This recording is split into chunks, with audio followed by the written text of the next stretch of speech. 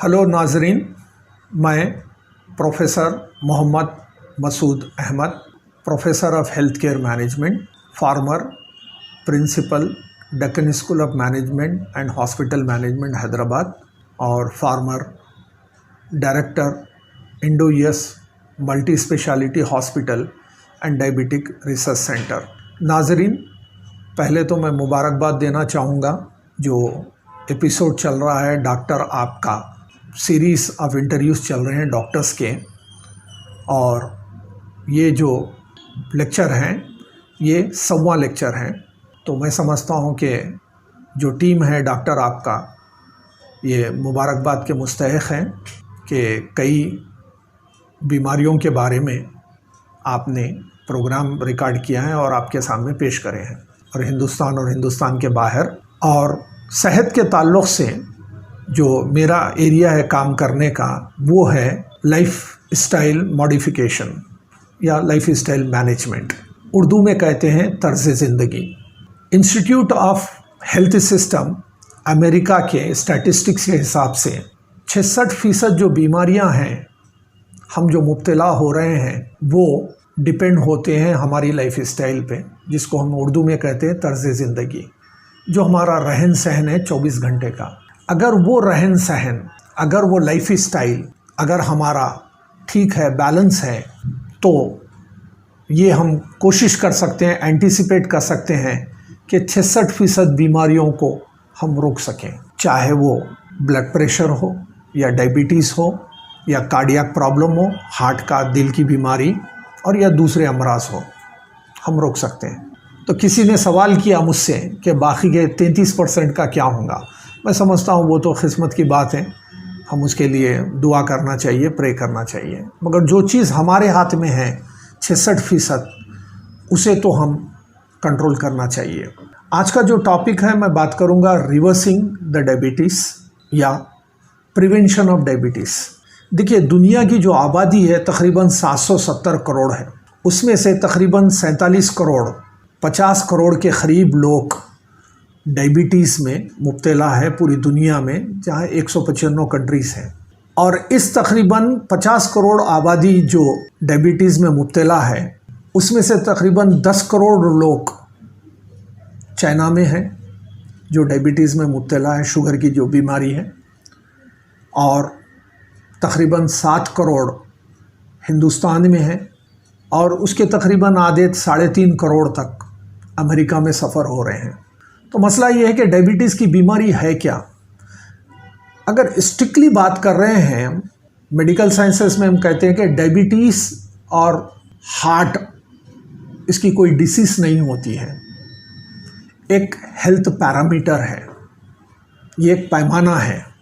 अगर वो पैमाना बिगड़ रहा है, अगर पैरामीटर डायबिटीज़ का ग्लूकोज लेवल और शुगर लेवल अगर ब्लड में वो पैमाना, वो बैलेंस अगर इम्बैलेंस अगर हो रहा है, तो हम उसको डायबिटीज़ कहते हैं। जैसे कि आपके शुगर के अंदर अगर खाने से पहले डायबिटीज़ का लेवल 70 के अंदर अगर है तो वो ठीक है। खाने के 2 घंटे के बाद अगर शुगर का जो लेवल है अगर वो 140 है तो वो ठीक है। यानी तो कौन सी भी टाइम पे हम उसको रैंडम ब्लड शुगर कहते हैं, अगर वो 140 के अंदर है तो वो ठीक है। तो ये जो 70 और 140 का जो मामला है, फास्टिंग में है या पोस्ट लंच में है, इससे ज़्यादा अगर शुगर बढ़ रही है ब्लड में तो हम कहते हैं कि डायबिटीज़ के मरीज़ हैं। ये जो शुगर ब्लड में मिलना, आम तौर पे हम इसको ग्लूकोज कहते हैं, मगर एक आम आदमी नहीं, ये शुगर कहते हैं। तो होता क्या है, आम तौर पे जो इंसान का जो जिस्म है उसमें कई सेल्स हैं। तकरीबन अगर आप इंटरनेट पे जाके देखेंगे तो कहते हैं कि 30 ट्रिलियन सेल्स हैं या 33 ट्रिलियन सेल्स हैं, इतने सेल्स हैं, 30 ट्रिलियन। तो ये जो सेल्स होते हैं तो उसको उर्दू में कहते हैं खलिए। हर सेल की अपनी एक जान होती है, उसमें जान होती है और उसको ग़िज़ा की ज़रूरत होती है। तो जो ग़िज़ा है वो ग्लूकोज की शक्ल में ये खलियों में, ये सेल में जाती है, मगर जो जाने का निज़ाम है, जो ग्लूकोज है, जो शुगर है, वो खून से जब ये सेल्स में जाना है, वो जाने के लिए इंसुलिन की ज़रूरत पड़ती है। और वो जो इंसुलिन है वो पैंक्रियास एक ऑर्गन है, एक आज़ा है, वो जनरेट करता है। पैंक्रियास जिसको उर्दू में लबलबा कहते हैं, वो पेट में होता है, एक ऑर्गन है वो। तो वो पैंक्रियास इंसुलिन पैदा करता है और इंसुलिन का फंक्शन ये होता है कि जो आपकी जो ग्लूकोस है, जिसको आप शुगर कहते हैं, जो खून में है, वो ग्लूकोस आपके सेल्स में जाती है और जाना बहुत ज़रूरी है। तो अब शुगर की बीमारी क्या है? शुगर की बीमारी आमतौर पे 3 हिस्सों में हम डिवाइड करते हैं, टाइप 1 डायबिटीज़, टाइप 2 डायबिटीज़ और जेस्टेशनल डायबिटीज़। मगर दुनिया में जो लोग डायबिटीज़ में सफ़र हो रहे हैं, तकरीबन 80 से 90% जो पेशेंट्स हैं, मेजॉरिटी 80 से 90, वो हैं टाइप 2 डायबिटीज़। क्या मतलब है टाइप 2 डायबिटीज़? ऐसी डायबिटीज़ जो बुनियादी तौर पे पैदाइश से नहीं है। कभी ऐसा भी होता है कि जो पैंक्रियास होते हैं, ऑर्गन जो हैं, उसमें इंसुलिन बनाने की जो कैपेबिलिटी है, जो कैपेसिटी है, वो नहीं होती है। वो ऑर्गन पैंक्रिया बिल्कुल ही इंसुलिन नहीं बना सकता है। वो बाई बर्थ होता है और यानी कभी कोई इन्फेक्शन के ज़रिए भी हो सकता है। तो जहाँ पर पैंक्रियास इंसुलिन बिल्कुल नहीं बनाता है, उसको हम कहते हैं टाइप 1 डायबिटीज़। मगर हिंदुस्तान में और एशियन कंट्रीज़ में जहाँ डायबिटिक पेशेंट ज़्यादा है, यहाँ पर होता ये है कि 30 साल, 40 साल, 50 साल की एज के बाद पैंक्रियास ये इंसुलिन नहीं बनाता है, जिसकी वजह से इंसान के जिस्म में जो सेल्स है वहाँ पर ग्लूकोस नहीं पहुँचती है। तो जब नहीं बनाता है तो आपको या तो मेडिसिन के ज़रिए उसको सब्स्टिट्यूट करना पड़ेगा आपको, या नहीं तो इंसुलिन के ज़रिए। तो टाइप 1 डायबिटीज़ जो बाई बर्थ होती है, तो दवाओं की और इंसुलिन की ज़रूरत बाई बर्थ होती है। अगर टाइप 2 डायबिटीज़ दरमियान में आम तौर पे, जैसे मैंने कहा कि 30-40 साल की उम्र में, पहले तो होता ये था कि 50-60 साल में होता है, मगर लाइफस्टाइल चेंजेस की वजह से क्या है, 30-40 साल में भी डायबिटीज़ स्टार्ट हो रही है। तो वहाँ पर आपको दवा की ज़रूरत पड़ेगी, यानी तो डायबिटिक मेडिसिन की या इंसुलिन की। और तीसरा जो टाइप है वो जेस्टेशनल डायबिटीज़ है, जीडी कहते हैं। जेस्टेशनल डायबिटीज़ ये चंद साल से इसके बारे में लोग ज़्यादा जान रहे हैं। ये है जो प्रेग्नेंट औरतें होते हैं, फीमेल्स, प्रेगनेंसी के टाइम पे ये एक डायबिटीज़ का प्रॉब्लम होता है पेशेंट्स को।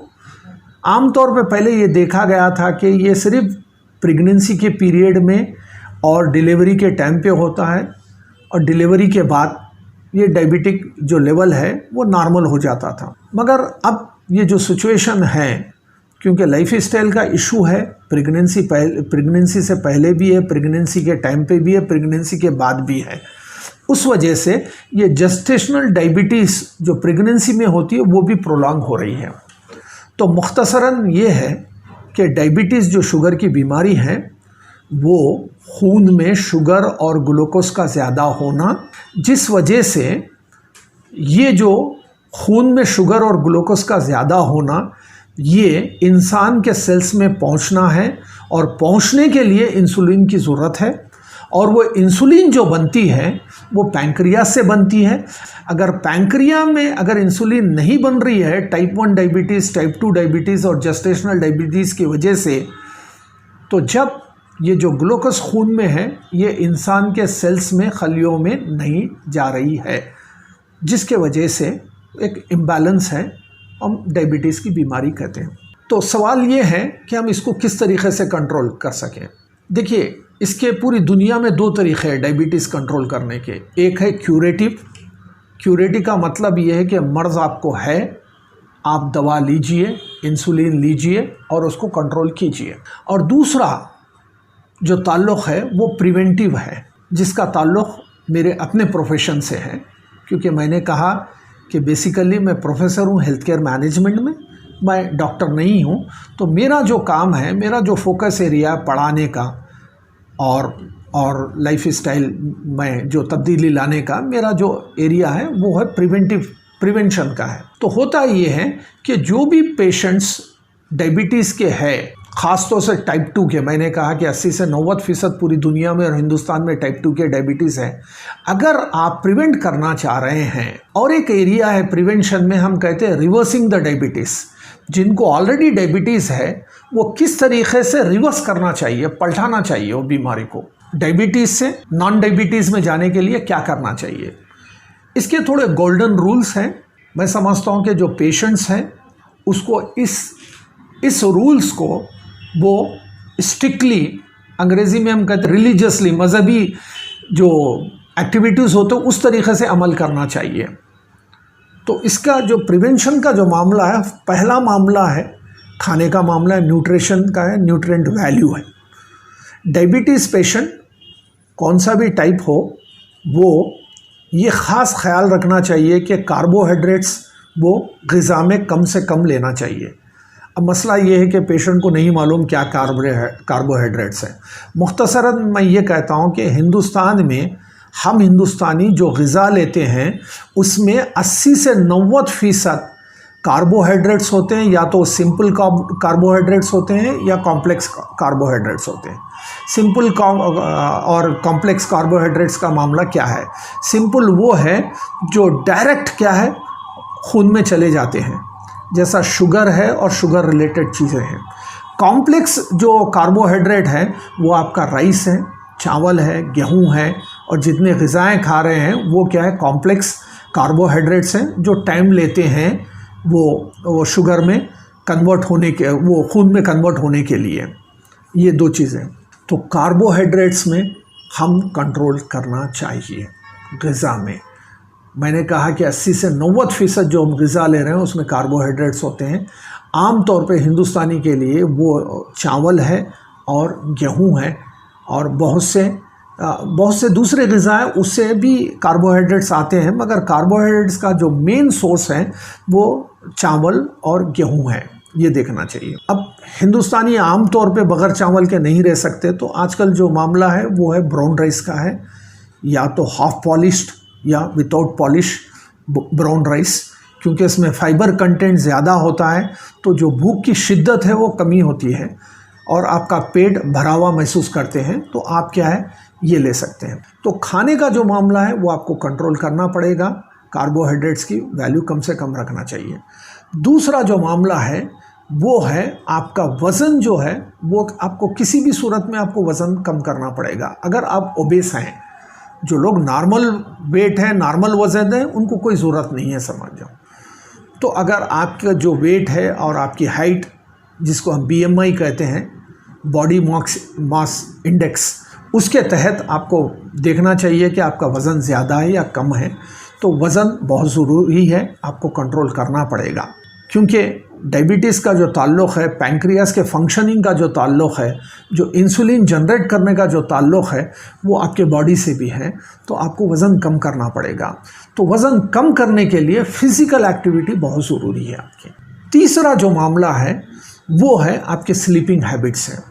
तो आपका जो सोने का जो रोज़मर्रा मामला है उसको भी आपको सही करना पड़ेगा, और रातों में जगना और नींद की कमी और साउंड स्लीप नहीं रहना, डिस्टर्ब स्लीप रहना, ये भी क्या है मालूम, आपके लाइफ स्टाइल में बहुत इंपॉर्टेंट पहलू है।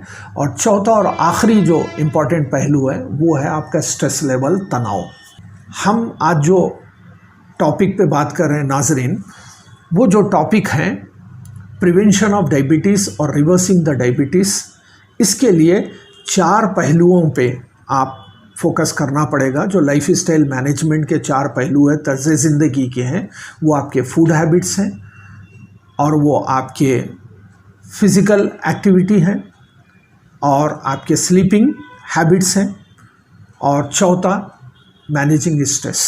ये 4 चीज़ों को अगर आप मैनेज करेंगे तो इंशाल्लाह मैं कॉन्फिडेंट हूँ। बहुत से लोग, मेरी ख़ुद की अपनी ज़िंदगी है और दूसरों की भी ज़िंदगी है, मैं देखा हूँ प्रिवेंशन के लिए और रिवर्सिंग के लिए हम कामयाब रहे हैं। मैं ख़ुद भी कामयाब रहा हूँ, दूसरों के साथ भी, चाहे वेट का मामला हो, आपके शुगर लेवल हो या कोलेस्ट्रॉल लेवल हो। हम ये 4 चीज़ों को कंट्रोल कर कर लाइफ स्टाइल मॉडिफिकेशन में हम इन बीमारियों से, इन अमराज से हम दूर रह सकते हैं। मैं ऑन बिहाफ ऑफ ये डॉक्टर आपका जो प्रोग्राम है उनकी टीम की जानिब से और मेरी ख़ुद की जानिब से मैं आपको ये सजेस्ट करना चाह रहा हूँ, डायबिटीज़ का जो मामला है टाइप 1 को छोड़कर ये कंट्रोलेबल है। आप इसको कंट्रोल कर सकते हैं, चाहे आप प्री डायबिटीज़ हो या आप सीवियर डायबिटीज़ हो जो आप 5-10 साल से हैं, तो आप कंट्रोल कर सकते हैं। ये 4 चीज़ों पे आप कंट्रोल कीजिए। डायबिटीज़ को आप प्रिवेंट कर सकते हैं, कंट्रोल कर सकते हैं, रिवर्स कर सकते हैं। वो 4 चीज़ें आपके लाइफ स्टाइल के अंदर हैं। फिर मैं आखिरी में फिर एक मर्तबा, क्योंकि ये बहुत ही अहमियत और इम्पॉर्टेंट है, मैं फिर रिपीट कर रहा हूँ, लाइफ स्टाइल मॉडिफिकेशन का मतलब यही है, आपका फूड हैबिट है और आपके स्लीपिंग हैबिट है, आपकी फ़िज़िकल एक्टिविटी है और आपका स्ट्रेस मैनेजमेंट है, तनाव।